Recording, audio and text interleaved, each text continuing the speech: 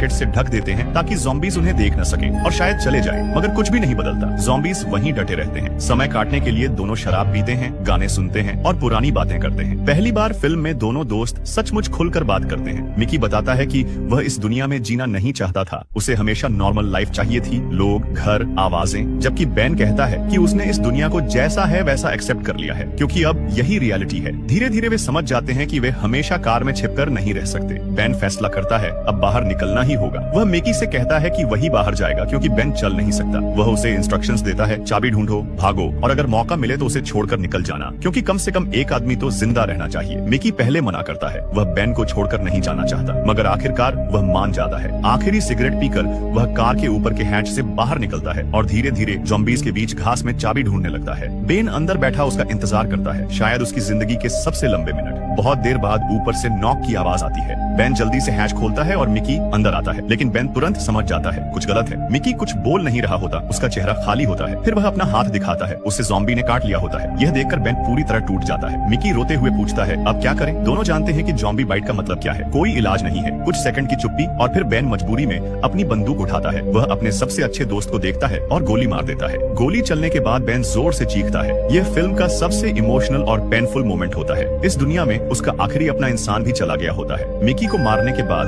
Ben पूरी तरह टूट जाता है। अगले कई दिन वह उसी कार में बैठा रहता है। वह कहीं नहीं जाता, न खाना ढूंढता है, न ज़ॉम्बीज से लड़ता है, बस खामोश बैठा रहता है, जैसे उसके अंदर जीने की कोई वजह ही नहीं बची हो। अब इस दुनिया में उसका कोई अपना नहीं होता। कुछ समय बाद वह वॉकी टॉकी उठाता है और पहली बार एनी से खुद बात करता है। उसकी आवाज पहले जैसी सख्त नहीं रहती। वह उसे बताता है कि मिकी मर चुका है और कैसे उसे अपने ही दोस्त को गोली मारनी पड़ी। एनी चुप रहती है। बेन उससे कहता है कि अगर वह जिंदा बच गया तो एक दिन उसे ढूंढकर मार देगा, क्योंकि उसी के कारण मिकी ने उम्मीद बांधी थी और उसी उम्मीद ने उसे मौत तक पहुंचा दिया। उसे एक पुरानी बात याद आती है, जब शुरुआत में वे मिकी के घर में फंस गए थे। उस समय उन्होंने ज़ॉम्बीज को घर के एक हिस्से में अट्रैक्ट किया था और दूसरी तरफ से भाग निकले थे। बेन वही ट्रिक दोबारा इस्तेमाल करने का फैसला करता है। वह मिकी का म्यूजिक प्लेयर तेज आवाज में चला देता है, कार की खिड़कियों से ब्लैंकेट्स हटा देता है और जानबूझकर आवाज करता है ताकि सारे ज़ॉम्बीज कार की तरफ आ जाएं। जैसे जैसे ज़ॉम्बीज इकट्ठा होते हैं वे सब कार के सामने जमा हो जाते हैं। फिर बेन धीरे धीरे कार के पीछे वाले ट्रंक से बाहर निकलता है। अगले सीन में हम बेन को सड़क पर अकेले चलते हुए देखते हैं। उसके पास अब लगभग कुछ नहीं होता, न खाना, न सही हथियार, न कोई साथी। फिल्म यहीं खत्म हो जाती है, एक ऐसी कहानी के साथ जहां दुनिया खत्म हो चुकी है, लेकिन दोस्ती, अकेलापन और जीने की जिद अभी भी बाकी है।